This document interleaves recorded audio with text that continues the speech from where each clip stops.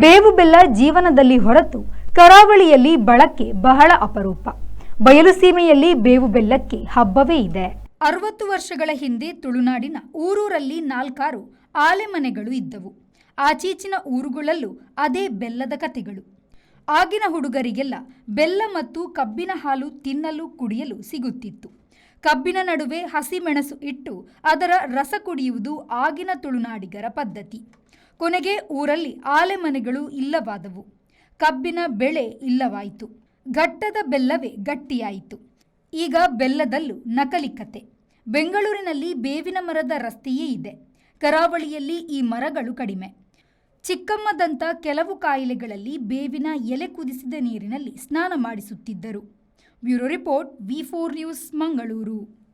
Mummy, summer vacations ಗೆ ಈ ಸರಿ ವಾಟರ್ ಪಾರ್ಕ್ ಗೆ ಹೋಗೋಣ. ಮಾನಸ ವಾಟರ್ ಪಾರ್ಕ್ ಗೆ ಹೋಗೋಣ. ಈಗ ಹಿರಿಯರಿಂದ ಕಿರಿಯರವರೆಗೆ ಸಿಂಗಲ್ಸ್ ಅಥವಾ ಫ್ಯಾಮಿಲಿ ಅನ್ಲಿಮಿಟೆಡ್ ವಾಟರ್ ಗೇಮ್ಸ್ ಹಾಗೆ ಸಂಜೆ ಮೇಲೆ ರೈನ್ ಡ್ಯಾನ್ಸ್ ಮತ್ತು ಮ್ಯೂಸಿಕಲ್ ಫೌಂಟೇನ್. ಕರಾವಳಿ ಕರ್ನಾಟಕದ ಬೃಹತ್ water park Manasa water park, Pilikula, Mangaluru. Visit www.manasawaterpark.com.